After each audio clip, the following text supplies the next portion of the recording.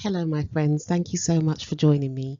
Today, I am going to give a presentation on this biotechnology and biological pharmaceutical products, part 5. And the focus will be with regards to T-cell therapies. I'll just be continuing on from the last presentation. And the emphasis will be on the design of these T-cells and the manufacture. So we've talked about or at least I've talked about T-cell therapies, whether it be CAR T cells, so this is chimeric antigen receptor T cells, or T-cell receptor therapies, where the T cells are taken from the patient, they're modified, and they're given back to the patient. This is what we refer to as autologous therapy, where the donor and the receiver are the same person or is the same person. So the modification changes the T cells from what it was prior to it being obtained. So it's a substantial modification because it employs the use of genetically modified genes, and also there's some manufacturing process which, I would say substantially modifies the T cells. So within the European Union, this is defined as an advanced therapy because of this modification and because of this genetic modification as well. So the presentation that I'm going to be giving today, it will involve the production, I should say manufacture, of the drug product itself. So the drug product is what's going to be infused into the patient. So it's going to provide that overview, and I'm also going to provide an overview of the drug substance, the lentiviral vector. Now, there could be other things that we would categorize as drug substance. So for example, if you're using the 4 plasmid approach with regards to the manufacture of the drug substance, the lentiviral vector, then those plasmids could be considered as drug substance, and you'd have to do a separate drug substance section for those plasmids. But I just really want to focus on the drug substance, the viral vector itself, because there's some specific things that I wanted to talk about, and we don't have enough time to go into all the other details, and I don't know. So the presentation specifically on the lentiviral drug substance, but we will be talking about the drug product. With regards to the drug substance, the properties and the characteristics of the vector vehicle and how it works is what we're going to be discussing. We'll also be discussing what we'll be discussing. We'll be discussing how it has been optimized in order to to have a safe and efficacious use and produce the best possible therapy for the cancer patients. So we'll talk about how it's been optimized and how the viral vectors have been changed, and yet at the same time, the characteristics of these lentiviral vectors, or derived from the lentivirus, the wild type lentivirus, is still being exploited for therapeutic purposes. So I hope that this has given you a good introduction. Let's move on. So I hope I've updated this, but the first thing I decided to talk about is the lentivirus itself, and then I will talk about the lentiviral vectors, how they've been modified in order to produce that safe and efficacious outcome. And then I'll be giving an overview of the manufacture of these T cells or therapies, just an overview, a top level overview. I will talk about the manufacture of the drug substance as well.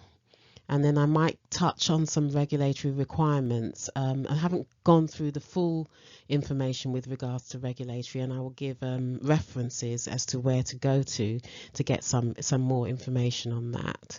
And then I'm going to talk about other topics that I haven't discussed because of the time restraints with regards to this presentation. So let's talk about the lentivirus and the lentiviral vectors. Oh, God, that's really small. So it's part of the Retroviridae Viridae family, or it's a genus within that family, and they are RNA viruses. So they're actually single-stranded RNA viruses, and then they use this reverse transcriptase, which is a very useful enzyme, to convert their RNA, single-stranded RNA genome into a double-stranded DNA, which then gets integrated into the host cell genome. So this is the actual wild type, and this is how it works.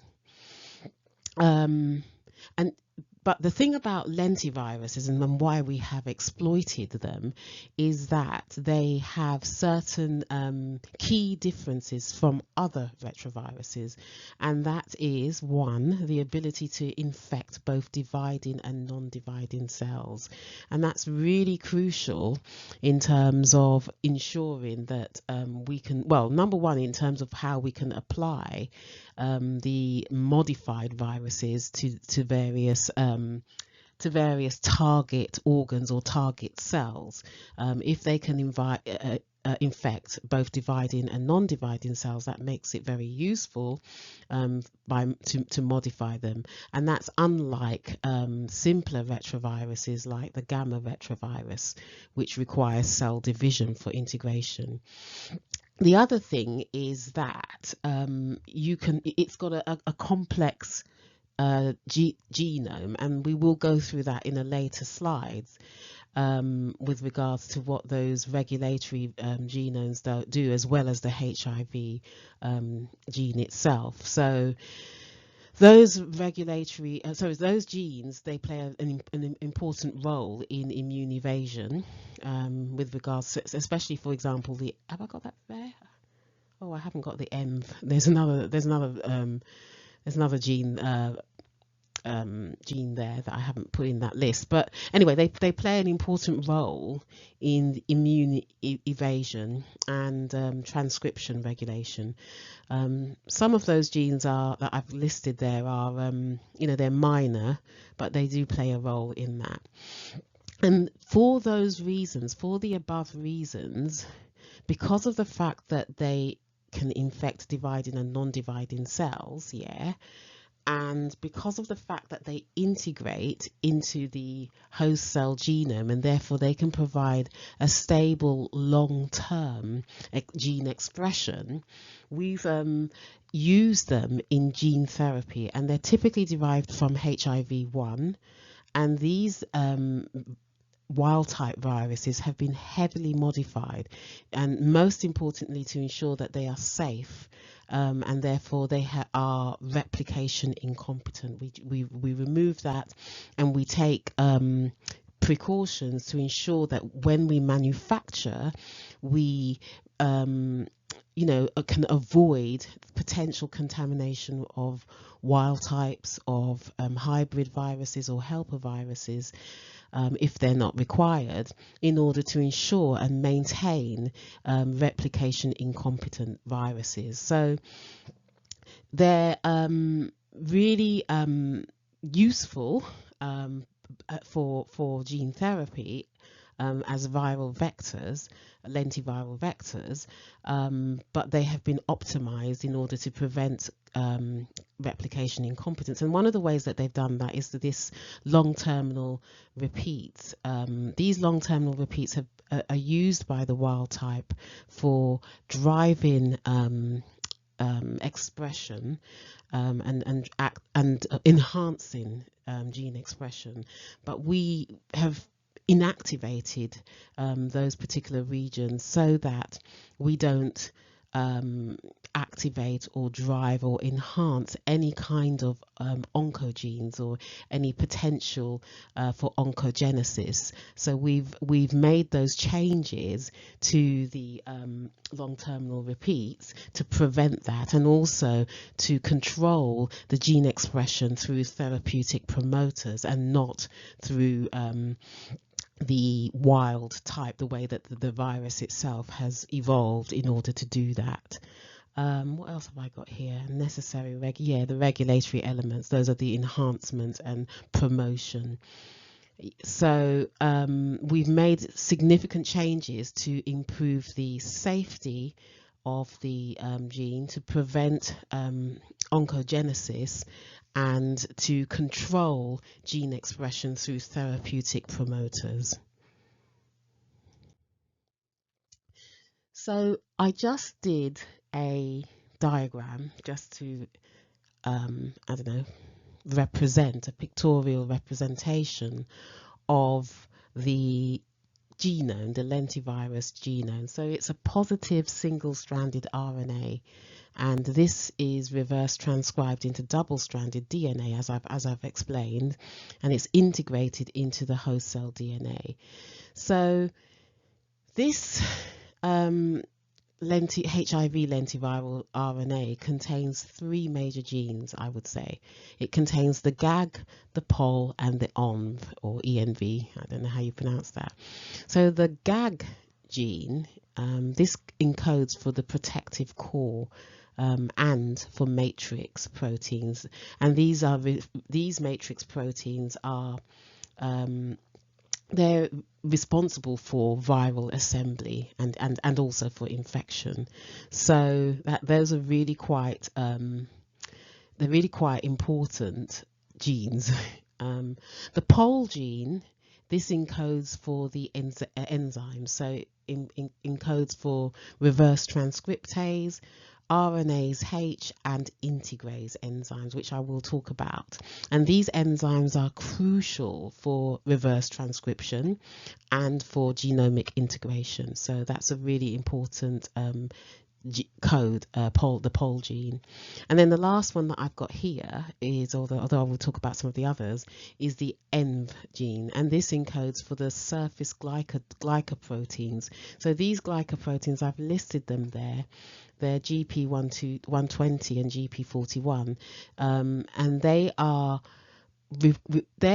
what determine the tropism and enable the entry into the target cells. So whether or not this particular gene can enter a particular cell is determined by the envelope that covers the capsid, and this is what determines the tropism as well as other things as well, and the ability for that virus to enter the cell. And this can be manipulated and modified to ensure that we for other products, say, or for other medicines, to ensure that we can apply these types of viral vectors to other organs and for other cells as well.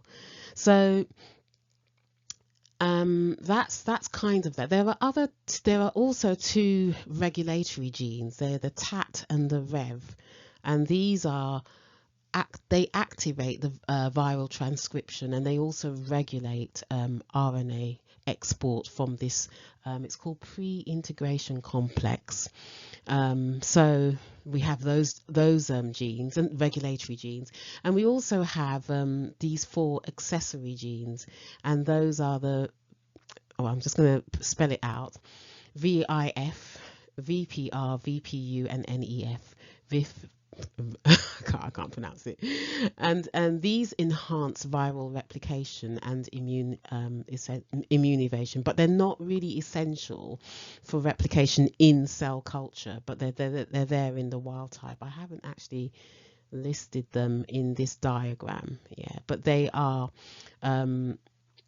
they're accessory genes, accessory regulatory genes. So the TAT and the REV genes are either they're either modified or removed from the lentiviral vector, because of the fact that we want to control gene expression rather than having the virus, the original virus, wild type virus, do that. And then we have the long terminal repeats at the end, and that's important. I'll go through that, some of the properties and the modifications that we've made.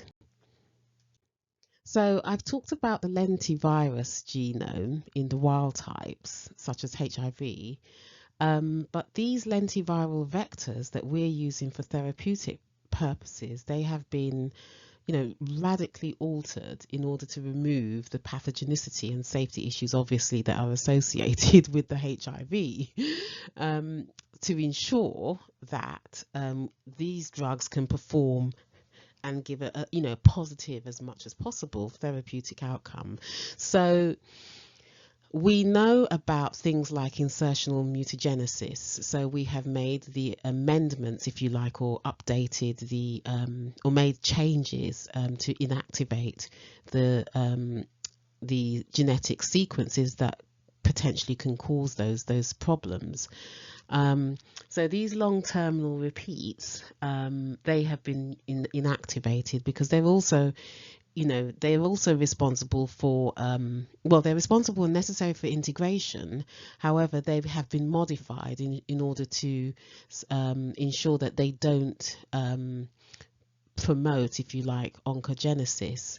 So I will talk about that in another slide. And then we have this Psi packaging signal, and that ensures that the correct RNA is packaged into the viral particles. Now, that would be in the wild type, and that would be when we are when it's assembling, and you're getting this these what's the word I'm looking for? You're getting a production of viral particles, but it is also in the viral vector itself, and it ensures that the correct RNA is packaged into the viral particles. And then we have promoters.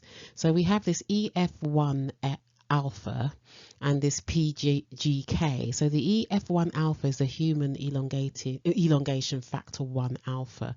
I will be giving examples as where they're used in the later slide, but they're basically therapeutic promoters, and they drive the transgene expression. So we want to ensure that as much as possible that we can, or the developers can drive or control the expression of the transgene. And this is just an example. There are other methods as well that sort of can, control gene expression. But these are the two examples that I've given here. And then the transgene itself. So the transgene will be whatever it is that we want to happen. So it can be the CAR gene, the chimeric antigen receptor gene, or it can be the T cell receptor gene. A reporter gene is only used during development. It's not used, and it's not usually included in the finished product or the finished drug substance, but we have it there because we want to track and we want to be able to select things. We can select cells, cell substrates, or we can select genes, T cells. So we have it there just for development purposes, but it's not actually in the final product because it's usually antimicrobial, and we don't want to induce any kind of immunogenic response in the patient. So it's very rare to have any product. I don't know of any, but there may well be, that contains. You would need strong justification for that. So that's the reporter gene. And anyway, these are inserted. This is the transgene that's inserted into the T cells genome. I've talked about this post-transcriptional regulatory element. For this particular one, this is the woodchuck hepatitis virus post-transcriptional regulatory element. This is just an artificial one that has been designed, artificially added, if you like, and it increases the transgene expression, the transgene expression for a variety of viral vectors. Now, I am not sure, I haven't got any information on the mechanism. From what I understand, it's not known, but I do, from what I've been able to find and research, that it's most effective when it's placed downstream of the transgene. So it's basically a regulatory element that enhances mRNA stability and expression. So it's not part of the TAT and the REV regulatory genes of lentiviruses. It's something that's been artificially added. It's an artificially added regulatory element. Yeah.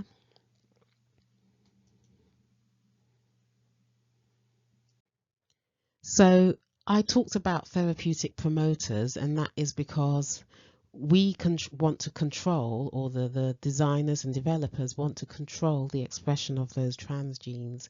So they will control that through the inclusion of the relevant regulatory elements. They will engineer, if you like, the total gene itself, the genetic unit, so that as much as possible the control is through design and not through nature, as the HIV itself was designed or evolved to do. So these are the therapeutic promoters. As I say, we want to ensure expression of the transgene is driven by therapeutic promoters and any other artificial enhancers, rather than what the gene had originally evolved in the wild type, because obviously of the pathogenicity. So we've removed the potential sequences that could cause oncogenesis, and we've replaced them with a preferred promoter. So these are the ones that I have listed that I found. I'm sure there must be more, and there are different ones for different therapies, T therapies, but the purpose is to ensure, controlled expression. And obviously you can use dual gene promoters if you have a genetic cassette that contains more than one gene, and for which you need more than one promoters. So EF1 alpha, human elongating factor 1 alpha, is best for high stable transgene expression for CAR-T, and PGK, that's phosphoglycerate kinase 1, that's for T cell receptors and for stem cell applications as well. And as I said, you can have dual promoters that allow for co-expression of therapeutic and selection genes, although we only use selection genes in development. We tend not to use them in clinics, unless from what I understand. And as I said, if we had the dual promoters in the lentiviral vectors, there would be two independent gene units within the one transgene cassette. So each may have its own promoter to drive the expression. The transgene cassette, it's like a self-contained unit, and it contains all the necessary elements that actually expresses the therapeutic gene inside the actual target cell. So this slide is a bit busy, but it's just to talk about the long-terminal repeats and the fact that they have been engineered to be self-inactivating, and the reason is, as we say, we don't want uncontrolled activation of nearby host genes that could cause oncogenesis, which is a cancer risk. So these long terminal repeats in the wild type viruses, they contain promoters and enhancer elements, and they help to drive gene expression. But if they've been inserted into a host cell genome, they can then drive gene expressions of other nearby, say for example, endogenous retroviruses, or endogenous viruses, or ancient viruses, or even cause oncogenesis. So we want to reduce that residual viral expression. We want to reduce that by inactivating these long terminal repeats. So we have done so by this self-inactivating LTRs. And what have I got here? Yeah, in gene therapy, it can be risky because any residual viral expression could trigger an immune response of or unwanted viral activities. I think I've already discussed that. So how does it happen? How does it work? So this self-inactivating um, LTRs in the lentiviral vectors, what they do is, as I said, instead of relying on the viral LTRs, we rely on the therapeutic promoters and any regulatory elements that we have included. And so this makes it makes the T cells safer and more stable for use. Yeah, but what have we done? We've modified or deleted certain areas within the 3' long-term LTR, and this is called the unique 3 region. So it's either been deleted or it's been mutated, and the U3 region is part of the LTR, and it's found on retroviral and lentiviral genomes, and it plays a critical role in viral transcription and integration. But obviously we control those things now, and we've modified it so that we can then take away the viral pathogenicity that will cause potential serious side effects. So the U3 region, that's the part that contains the viral promoters or enhancers, and they drive viral description, and it acts like a control switch, if you like. And what we've done is that, well, what happens is that the U3 region is copied into the 5' region, and during the I think it's during transcription, and therefore when the what am I thinking? When the DNA is produced, you have the copied, deleted, and or mutated U' in both regions.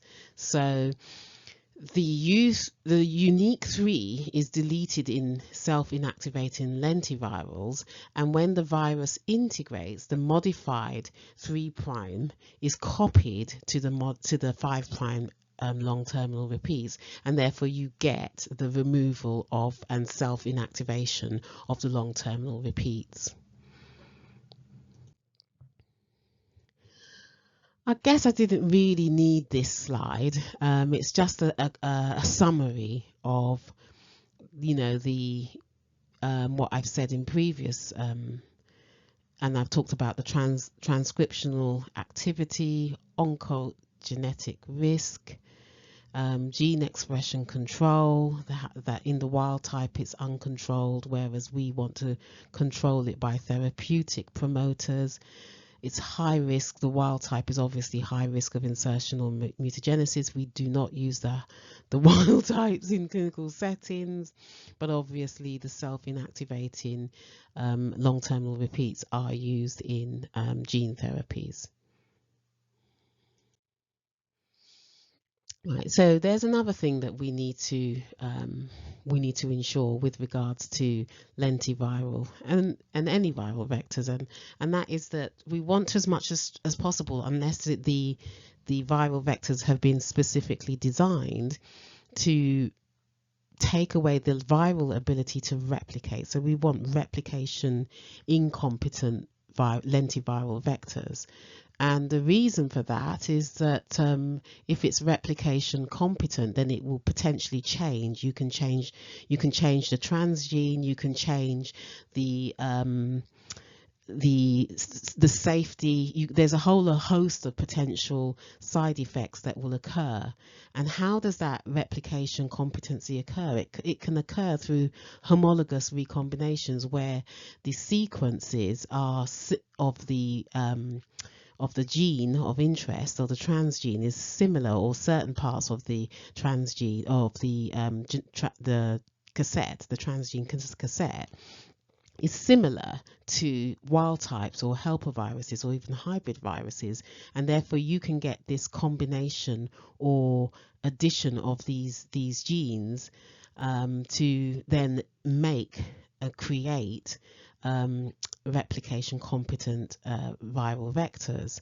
I mean, replication competency, incompetent retroviruses have to be tested anyway, in terms of when you're manufacturing. It's one of those critical tests, because obviously of this the safety issues, but that's how it can happen, and that's what we want to avoid. And in order to mitigate those, we have to take stringent actions, CAPA plans, and in place to ensure that we reduce risk assessments to ensure that we reduce the risk of contamination, and we want to reduce the risk of recombination and implement the strictest purification of your manufacturing process to ensure that you don't introduce any helper viruses or any DNA that could potentially cause the production or the cells to produce replication competent viruses. Right, so I've somehow got onto this, the benefits of lentiviral vectors for T-cell therapy. And one of the most important benefits is that the viruses are, or the T-cell therapies and the T-cells contain these genetic transgenes, and they are stable and long-term. And the reason for these stable long-term gene expression is because they've been integrated into the host genome, the T-cell genome, and they remain there even if the T cells do what T cells do, which is to divide and they still remain within the T cells and they persist, and that's why you get this stable long-term gene expression, and where you do get an effective drug against the cancer, why it's much more long-term, and that's because of the fact that this T cell persistence occurs because these transgenes, these therapeutic genes that target the cancers, they persist for hopefully for the lifetime of the patient, but not always. The other thing about lentiviral vectors is that they are, as I've said before, I think this is a characteristic of the wild type, is that they can infect, and therefore we can transduce non-dividing as well as dividing cells. And some retroviral vectors are not like that, but lentiviral vectors can transduce both quiescent and actively dividing T cells, and that makes it more versatile, particularly for T cell therapy where there can be dividing and non-dividing cells. But for other therapies where you're targeting, say, hepatocytes and neurons, these particular viral vectors are useful for that because they have the ability to infect or transduce dividing cells as well as non-dividing cells. And as I've talked about in the previous slides, the insertional mutagenesis risk is reduced because of the fact that we have these self-inactivating long-terminal repeats and insulated promoters to reduce the likelihood of disrupting oncogenes and improving safety. So that's the one of the benefits. I've got some more benefits. Yes, that's another thing, and that is that you can customize your transgene expression. I haven't looked into this yet, but from what I've been able, or given it a deep dive, but from what I've been able to see, you can get tissue-specific or inducible promoters to allow for better control of the gene expression. Again, you have this lower immunogenicity compared to other viral vectors. And I think that's to do with the fact that you have a reduced number of proteins.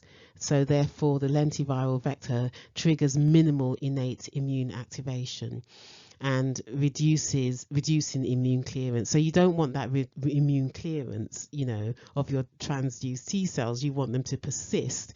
And if you get this immune activation to the actual T cells, then you've got a problem, because you won't get your efficacy. You won't get the therapeutic benefit. Yeah, also, you can include additional regulatory elements. So you can include things like the suicide genes and safety switches. I haven't talked about that in this presentation, but you know, there are the additional regulatory elements that you can include in your transgene cassette. The other important factor is that it has a large cargo capacity. I think it's 9 kilobase pairs, but they can carry a relatively large genetic sequence, and that means that you can have complex therapeutic transgenes, such as CAR constructs or T cell receptor genes. And yeah, we've got Kymriah and we've got Yescarta, so they're already approved, and there's many others in clinical trials as well.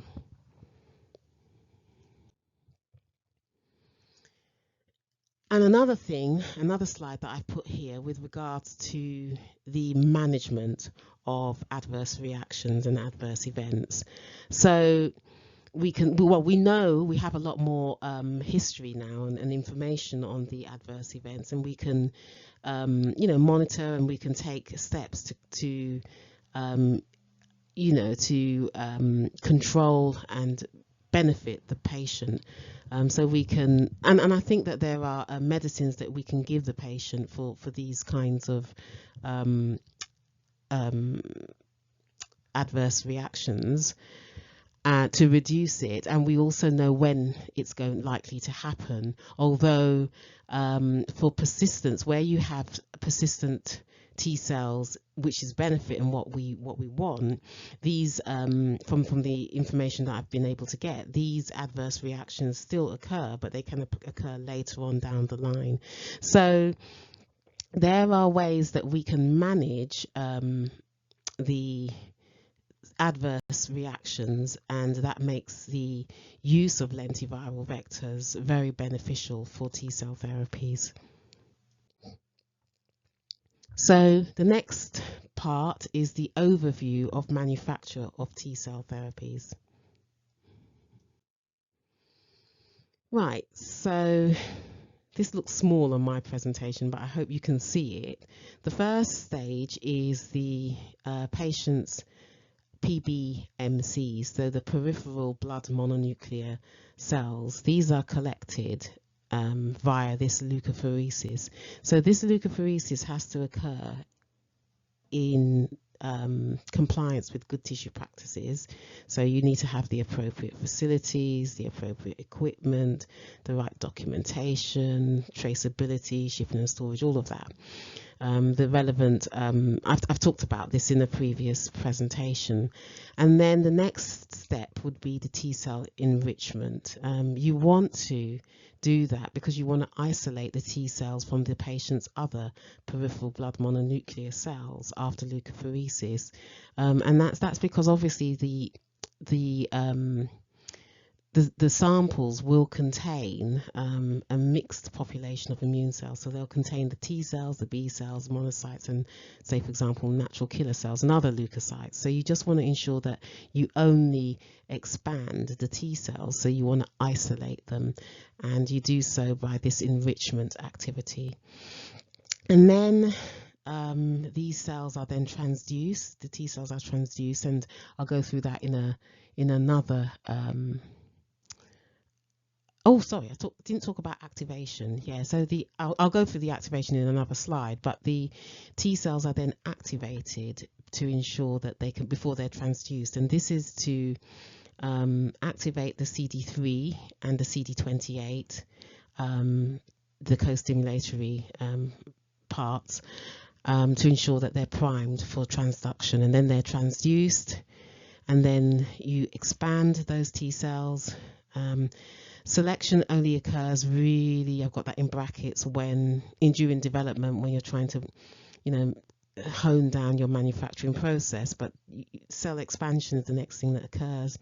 QC testing and release, and cryopreservation and shipment to patient. I don't know whether those two happen at the same time. I would suggest that they do, but that would be something that's product specific. So that's kind of an overview of your manufacturing process.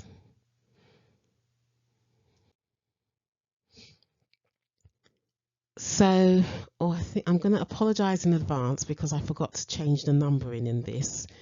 So the next slides are not up to, I haven't put the right numbers in, but I'm just going to have a few slides to just give you a top level overview as to what is going to be involved. So as I've said, you do your leukapheresis, where you extract all the white blood cells, the plasma, and then you do your T cell isolation, where you only want to enrich it's an enrichment step where you just want your T cells. You don't want any other cells there. You don't want to sort of transduce any other cells. And then you activate them, and you activate them with these anti-CD3 and anti-CD28, and they're on beads. These are coated on beads, or they're on plates, and they're monoclonal antibodies. And these monoclonal antibodies are targeted to bind to the CD3, or at least that's what antibodies do. But they are agonistic. They don't bind and antagonize and neutralize or block. They activate. So they will be activating the CD3 and CD28, and that's what we mean by activation. And then we do the transduction, and the transduction is basically where the viruses are the viral vectors, the viral vectors carrying the genetic construct is transduced into the T cells in vitro.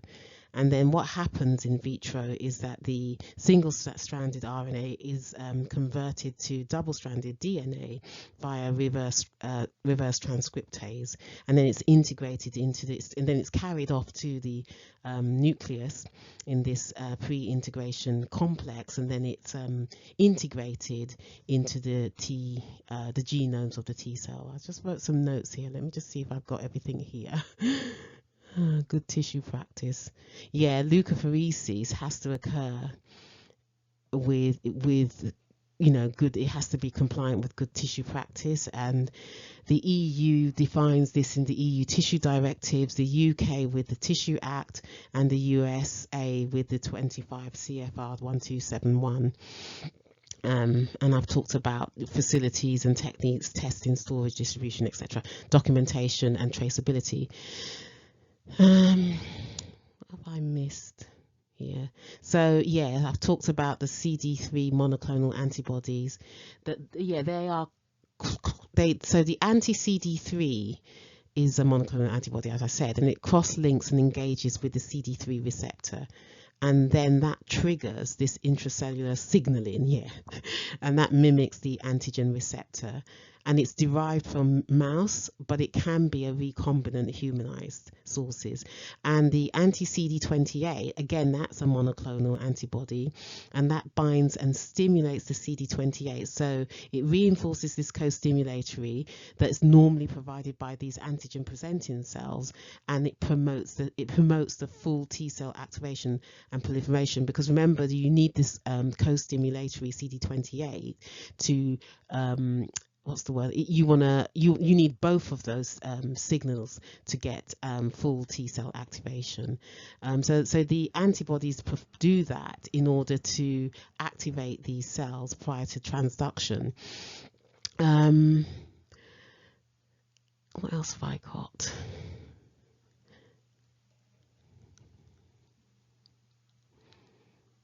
Yeah, I just wrote some notes basically about the single-stranded RNA and the fact that it's converted to double-stranded DNA, because that's part of, you're not going to get a double-stranded RNA, because that would never integrate. I believe the body would detect it and it would destroy it. and it just doesn't happen. This is what mimics the wild type, so that's doesn't happen. And the other thing I wanted to say, something that I just sort of did a deep dive into, is that the T cells are transduced in bulk. Yeah, obviously it's much faster and scalable, but you want to have a heterogeneic mix of T cells. You don't really separate, or we don't have the markers, the genetic markers, to separate them out. And you know, that heterogeneity is beneficial because you've got a mixture of CD4 helpers and CD8 plus cytotoxic T cells, and they play an important part. So you want to get as diverse a T cell sample as possible, and that might help towards improved functionality and persistence. Right, so what's the transduction method? So the two that I've picked are this binoculation and this closed system bioreactor, static transduction in a closed system bioreactor. So this binoculation is basically using the centrifugation, using a centrifuge to enhance the transduction. It basically improves the contact between the T cells and the viral vectors. It is useful because you get higher transduction efficiency for small scale experiments, but the problem is it's not scalable for commercial GMP manufacture, and it's mainly used in research and development, or maybe small scale clinical batches, or difficult to transduce cells, I would assume. The next is that I've got here, this is this closed system bioreactor. And this is, from the information that I've been able to obtain, is best for commercial manufacturing, and the reason being is that you can standardize your procedures, you can standardize your transduction conditions, and it means it's more of a GMP manufacturing. And I've got some examples with regards to you know, suppliers or manufacturers like Lonza. And the benefits of this particular type is that you can scale it in terms of, and it's consistent and it's automated. You've got much more control with regards to contamination, which is what we want, because we don't want potential for you know, replication competent viruses, retroviruses. It is higher in terms of its cost, but as I say, it's useful. It's from what I've been able to see, it's the gold standard for commercial GMP manufacture. So it's the best at the moment, and it's you know, as I say, you want contamination control, and you want to reduce potential costs, and that can, and I think also it can be automated as well. I don't know if I've got that on this slide or the next.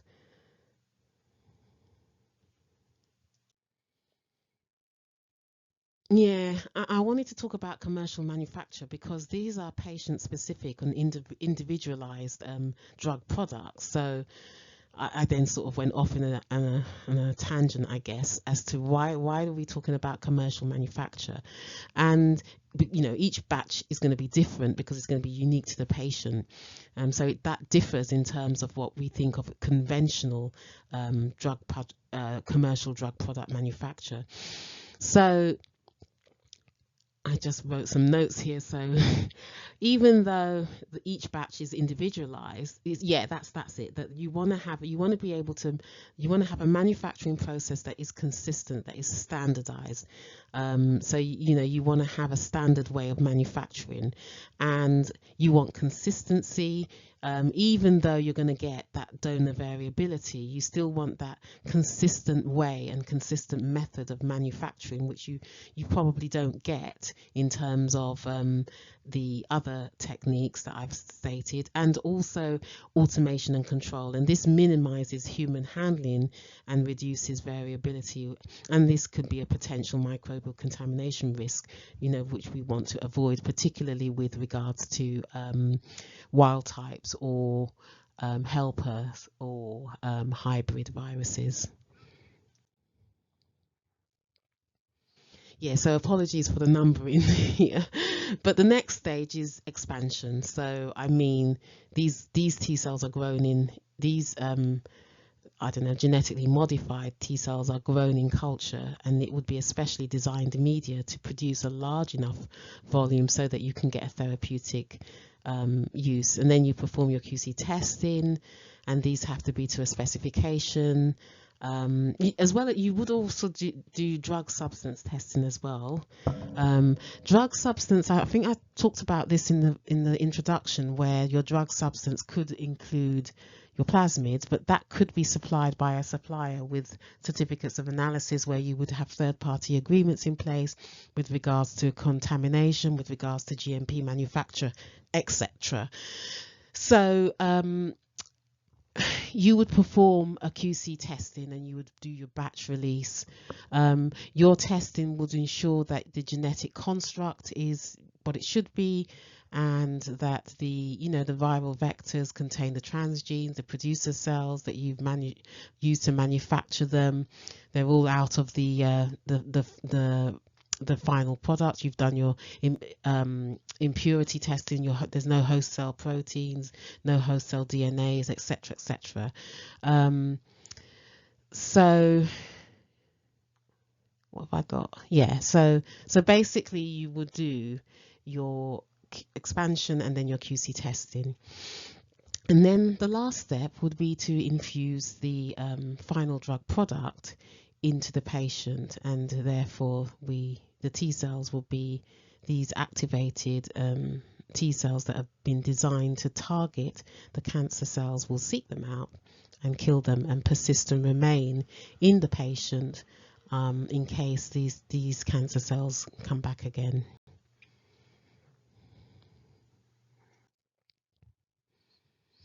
Yeah, I wrote some more notes here. Don't know whether or not I wanted to talk about this, but basically, how do you want to be thinking about consistency and batch to batch manufacture, and what do we do? And this is looking at the transduction efficiency, because that's where you're going to get variability. So in your GMP manufacturing facilities and manufacturing procedures, you want to ensure that you get consistency with your transduction, and you do so by doing certain testing, in process control testing and your final drug product release testing. Your in process control testing can look to see if the percentage of T cells that are expressing the transgene, the vector copy number. That's a very important number, and it has to be actually be in the finished product manufacturer, because not only is it important with regards to, you want to control that. So you control that by looking at the multiplicity of infection, and you look at the ratios of the viral vectors to your T cells. So this is something that I might talk about. I don't know whether I've not done any slides on that. I'll have to look in the later slides. I can't remember. But you will ensure that your VCN number is usually less than 5, because you want to reduce insertional mutagenesis risks. However, you want it to be a reasonable number so that you can get enough expression, and you want to have a therapeutic effect. So it's got to be the right kind of balance. And then you'll obviously perform micro testing in your release, drug product release. There are some fast methods with regards to micro testing, because you really want to make sure that the patient gets the drug as quickly as possible. Yeah, but you have to perform micro testing, because you don't, that's a critical quality attribute for your drug product. So you would have to obviously perform that.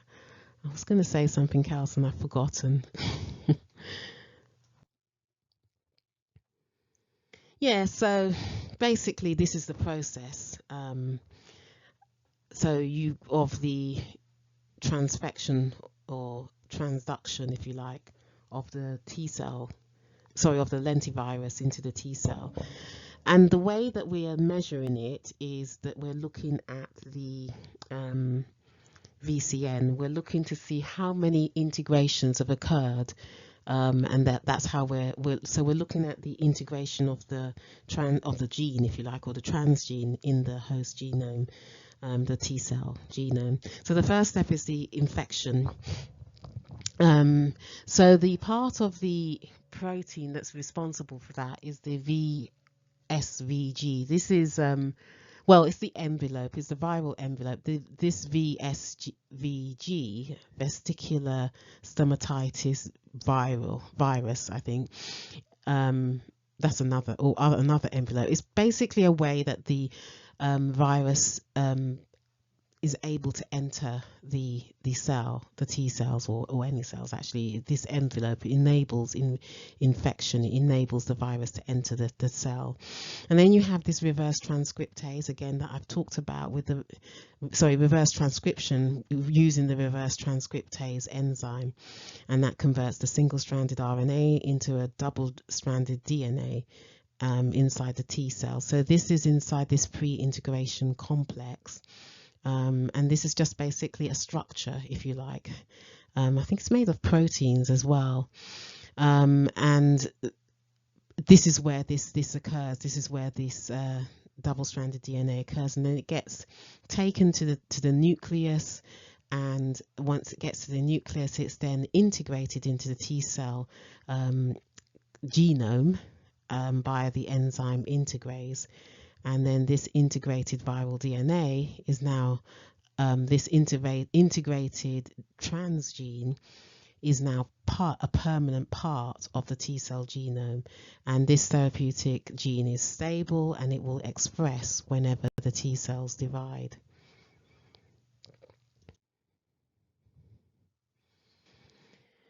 Yeah, I talked about multiplicity of infections. So one T cell can have multiple integration events and multiple infections. However, the VCN, this viral copy number, we want to, or vector copy number, I think, I can't remember, we want to have control over that. We want to have efficacy, but we also we want to avoid insertional mutagenesis. So we have to think about the number of transfections or infections, and so we control that by looking at the ratio of the viruses or viral particles to the T cells.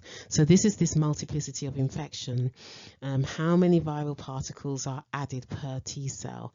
And so therefore we adjust the titer of the lentiviral vectors to the T cells. However, it doesn't work in an ideal sense, because it really depends upon the infectivity of the virus itself, and the infectivity and the infectiousness of the virus is dependent upon the virus properties, but something that you do need to characterize and include in the characterization section of your dossier. And you'd only need to change or measure or look at that characterization again, in my opinion, if you make any changes to your manufacturing methods.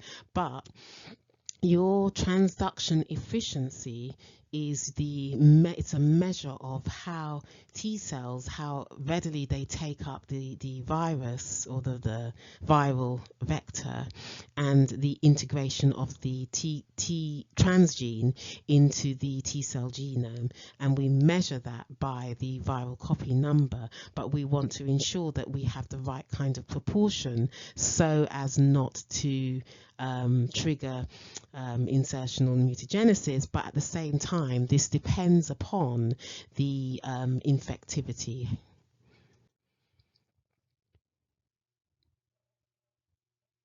Yeah, as I said, each T cell is exposed to multiple viral particles. It can undergo multiple independent integration. Yeah, and integrase is preloaded into each viral particle, so it's different sort of compared to the wild types.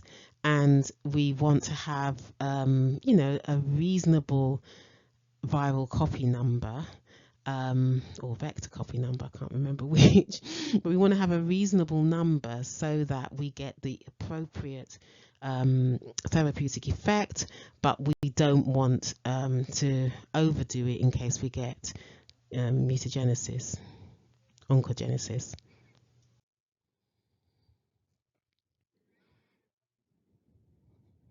I think I've already discussed that. And I think I've already discussed this. Right, let's talk about the manufacture of the drug substance, and this would be the lentiviral vectors. So the things that we need to consider are that manufacture of any drug substance that's going to be used for humans have to be manufactured to good manufacturing practice in the regions that they're manufactured in, and these manufacturing plants and facilities have to be inspected by the relevant competent authorities where the marketing authorization or the clinical trial is going to be conducted within. The things that we need to consider are vector design. Well, that would be something that we would do in the development, but we can also make amendments, but we may then have to consider comparability studies to ensure that we haven't got a different product. But vector design are things to consider: the production, the manufacture, the upstream manufacturing process for these viral vectors, the purification process. We want to ensure that we don't get any contamination from other viruses such as the wild type viruses or other retroviruses or helper viruses or hybrid viruses. And then we wanted to perform QC testing, and we need to also think about the regulatory considerations in countries that we're conducting clinical trials or countries that we're intending to market the product. So I'm just going to start talking about the cell substrate, and these are the packaging and producing cell lines.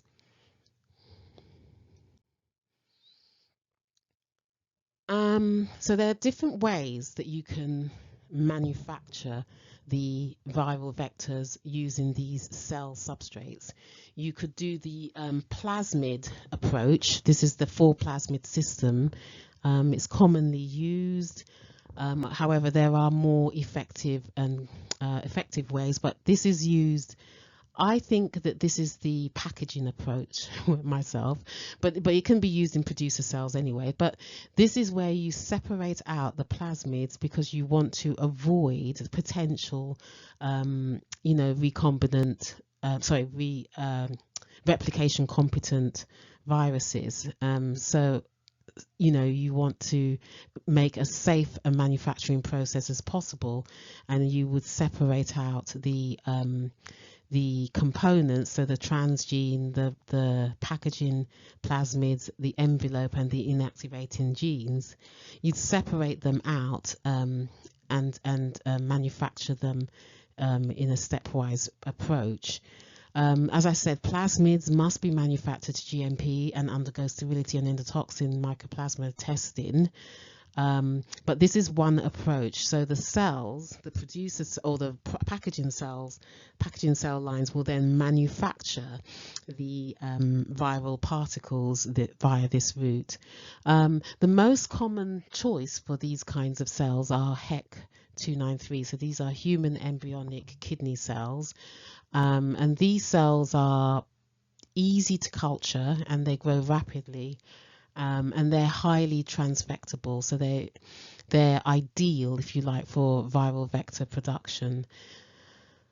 I've talked about what the GAG, the POL, and the REV are. These are the structural proteins, the enzymes, and VSVG. That's the vesicular stomatitis virus G protein. These is for the envelope.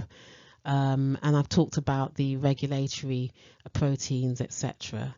So the cells have to be expanded. These cells, these HEC293 T cells, they need to be seeded into a flask or a bioreactor, and they have to reach the right density, cell density, before you can transfect them.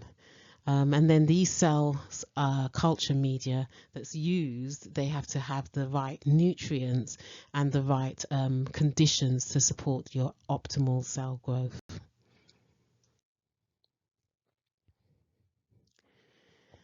So we get the transfection. The problem that we have is the efficiency with this kind of approach. It could be variable. I'll give a comparison table You could get variability from batch to batch variability due to the even though HEC293 T cells are quite efficient in terms of transfection, that could be where you have your problems with regards to scaling up. So once you've manufactured your viral particles, which are manufactured by your packaging cell lines, these viral particles, they're released into the supernatant. So they don't destroy the cells, they bud from the cells, from the cell substrates. But these cells then obviously are not the same kind of, in terms of their quality. If you think about it, they're not as robust each time you do that. So your yields you need to consider. So you may have to pool batches of your viral vectors. But once the viral particles are released into the culture supernatant, you then have to harvest them. And this is the time frame that I've found, 48 to 72 hours post transfection. Although I think I'd have looked at something that's 24 hours, but anyway. And then you harvest your viral particles, and as I said, you may have to harvest multiple batches in order to maximize your yield. Your harvesting is going, and if you have to pool from multiple batches, you need to include that in your dossier.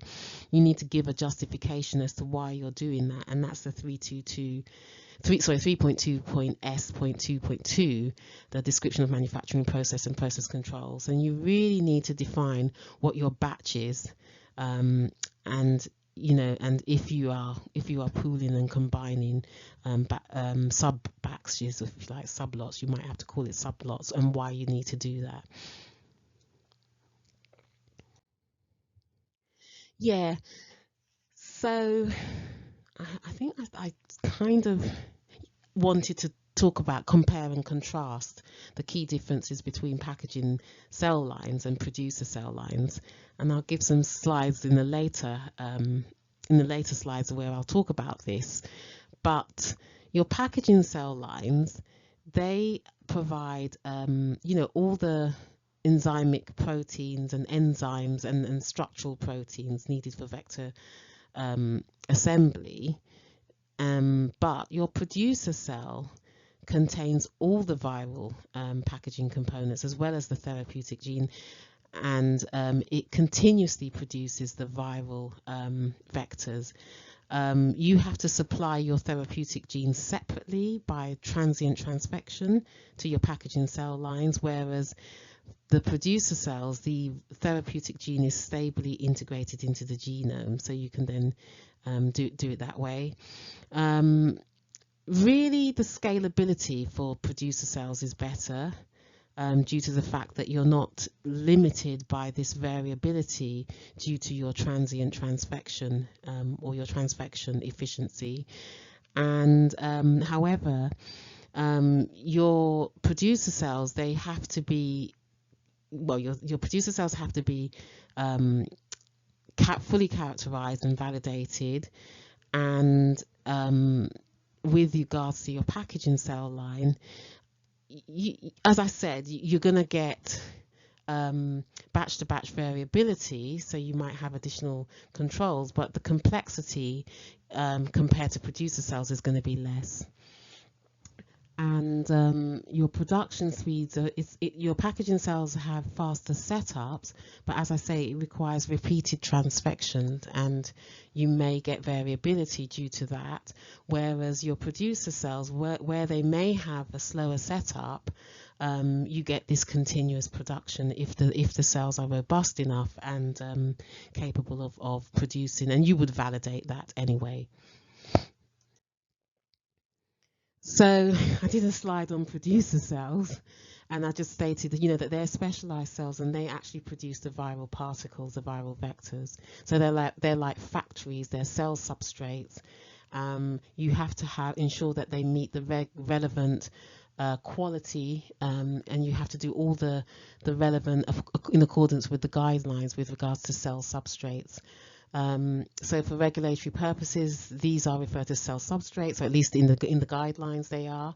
You've got to detail this in the CMC or the CMC section of the dossier, and you know, these have to be, you have to have validated them. If you're using them for master cell banks or working cell banks, your limit for in vitro cell age has to be defined with regards to, you know, their capability to produce the vectors and the stability. So these are, it's much more simpler. However, you do have to do a lot of the regulatory complexities is more.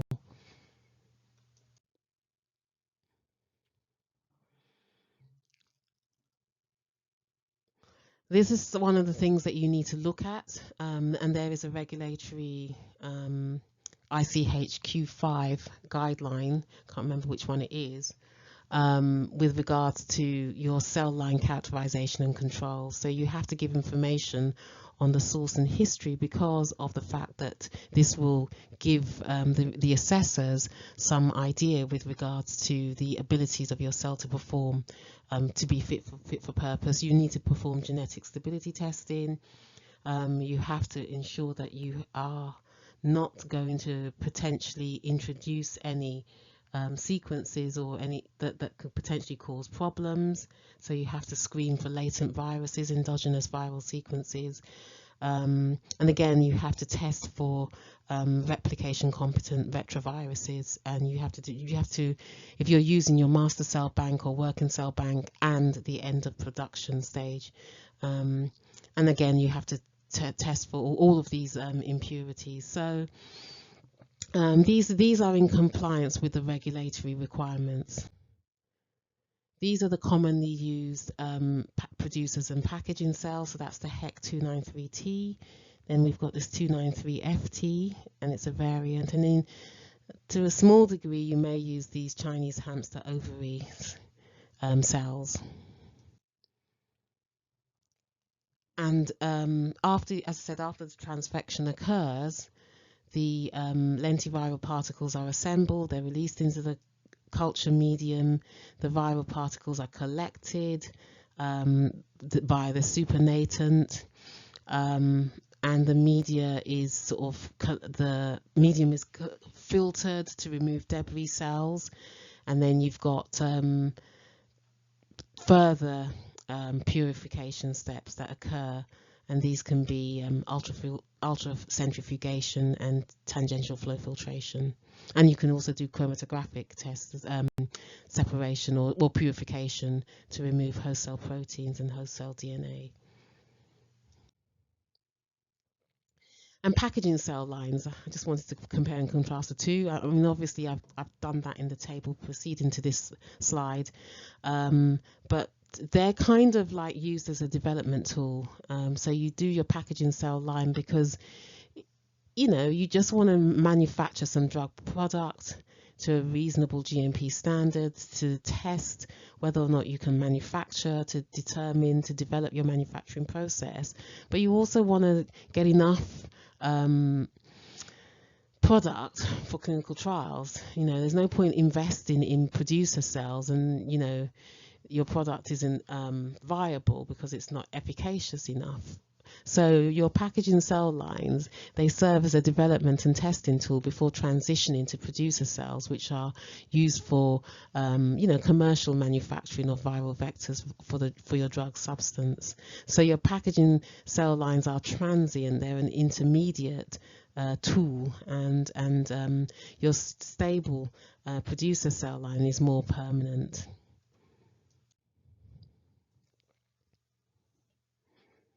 Yeah, the reason is you want to also develop your manufacturing process. You want to test your system for unwanted viral impurities. You want to optimize your viral vector production conditions if you're looking at transfection efficiency.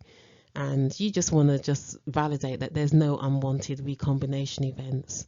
So as I say, it's just a tool, and for your early stage development, and as you move further down in your development, you can then be transitioned to these producer cells. provided you do comparability tests to ensure that you haven't got a different product. Yeah, this is what I've already said. You would need to go, it would need to undergo rigorous regulatory scrutiny because of the fact that these cells are now manufacturing the viral vector itself. So there's potential risk, but you will mitigate those risks by introducing relevant GMP procedures. So yes, as I said, producer cells actually manufacture the viral vector.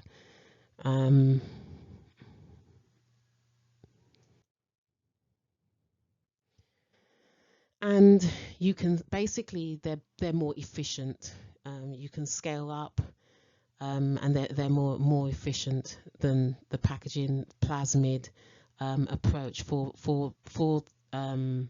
separation plasmid approach, even though the full separation plasmid approach is a better way to reduce the potential for replication competent retroviruses or viruses. So it's about balancing what you want and producing the relevant regulatory requirements in order to justify and mitigate any potential risks. Again, I've talked about multiplicity of and infectivity. So your multiplicity of infection, you're looking at that to control the amount of viruses that enters each T cell. However, it's linked to the infectivity of your product, or the infectiousness of your product. And if you highly infectious viral particles are likely to be easily transduced and have a better transduction efficiency. So viral particles that are low in terms of their infectiousness will not infect. Even if you have the right ratios, you may not necessarily get that viral copy number. So the infectivity is something that, or the infectiousness of your viral particles is something that you need to characterize and include that information in your CMC dossier. And this is about multiplicity of infection, what it actually means, and it's a ratio of the viral particles to your target cells during your transduction, and it's just used to control the VCN number. Again, this is something that I've previously said. Yeah, how do you engineer for infectivity? You can do pseudotyping, so the envelope that is, covers or surrounds the capsid, if you like. This is what determines how well that those cells are going to enter and infect. The virus is going to enter and infect the cell. So it's something that you can engineer for. You can codon optimize, where you optimize the transgene for expression to improve the mRNA stability. So you can perform codon optimization. All of these things. We're looking at infectiousness through the finished product, if you like, the insertion of the transgene into the T cell receptor. So there are various ways, mechanisms that you can use, or genetic modifications that can be made to improve infectivity, and I've listed them here. Oh yeah. These are my notes, so apologies for this. Reporter genes, it's just used to check and to track transduced cells and optimize transduction. So it doesn't measure infectivity directly, but it's a useful tracking tool. As I said, you don't want to have reporter genes because they are antibiotic resistant genes, and they're not typically used in clinical products because of safety concerns, with regards to potential immune response. So mainly it's just used to select and to track, and not necessarily in a therapeutic sense. Yeah, this is about measuring multiplicity of infections in T cell transduction, and in the interest of time constraints, I will let you read that yourself. But it's just the various ways and the methods that are used and why, and the advantages and disadvantages of the methods. So, for example, functioning titer gives you the number of infectious particles, whereas physical titer gives you the amount of viral genome copies in the sample. So these are just the methods and the techniques that are used to look at infection and multiplicity of infection. And then some information on downstream processing. So this is purification and concentration methods, and these are standard techniques that are used in manufacture of biologics: clarification, filtration via filters, tangential flow filtration, and ultracentrifugation. That's to remove debris and to it's mainly to remove debris and remove any components that you want to try and get as clear a solution as possible. Chromatography is used to remove host cell proteins and host cell DNA and further purify. And then you may perform an additional sterile filtration, formulation buffer exchanges, and then you will maybe aliquot the samples and cryopreservation. All right, so I just want to quickly, because I'm just conscious of the time, look at the regulatory requirements, the what and the why, what the regulatories are looking for and why they're looking for it. So in your description of manufacturing process and process controls, oh sorry, there's a mistake there. You've got to give some information on, this is the sort of information that you need to give. You need to give information on your culture conditions, your transfection, vector assembly, in-process controls, validation and qualification data. I don't think you'd include that in your description of manufacturing process and process controls, so apologies for that. But you will be giving your in-process controls, and you will be giving your inputs, and you'll be looking at your unit operation, each unit operation. Your cell line manufacturing platforms, you'll be providing information on that. And all of this has to be compliant with GMP. Your control strategy, there are guidelines that give this information, but you have to characterize your cell lines, the packaging cell lines or producer cell lines. Your master cell bank and working cell bank have to be tested for adventitious agents. So this is focusing on the highest risk which we're looking to avoid, and that's this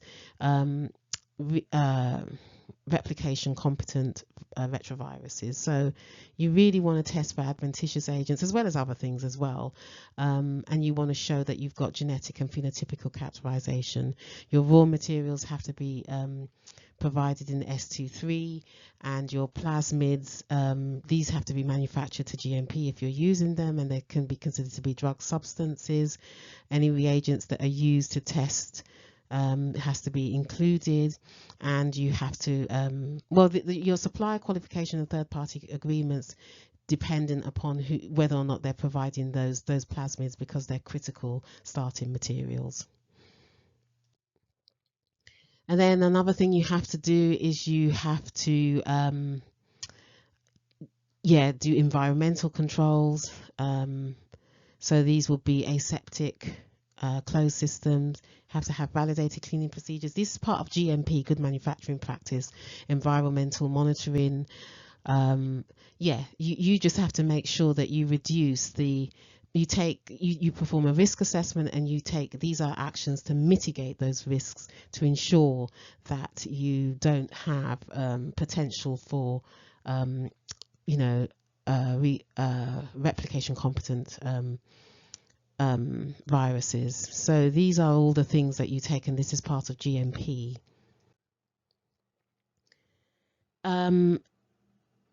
So you have to do testing and analytical methods. and you have to do risk assessments. And this risk assessment, what we're specifically focused on is this, we don't want this recombination. We don't want to generate replication competent viruses, and we have to also have contingency plans for contamination events. So we have to ensure that we adhere to GMP, the GMP of the region that concerns. We have to have batch records. We need to ensure full traceability, and we also need to perform stability data on the packaging cells and the final product over the period of time. As I said, we need to perform risk assessment. A comprehensive risk assessment needs to be done in order to evaluate potential sources of contamination. And these are an example of one of the tools that you would use for your risk assessment. And this would be this failure mode effect analysis to assess and to, hopefully predict, and to have a corrective and preventative action plan to handle potential contamination events. And again, as I say, your batch release criteria must include the test for replication competent retroviruses and any adventitious agents that have been identified in your risk assessment. So this is a very long presentation, and there's a lot of things that I didn't cover. So here are some of the things that I didn't really cover to great detail. I hope you've enjoyed this presentation, and maybe I might cover this in another presentation, but I'm not sure. Here are some of my references where I've got some information on. Well, I hope you've enjoyed this presentation. If you have, please don't hesitate to leave a like, and if you have any comments, please don't hesitate to give me a comment. Thank you so much. Bye-bye.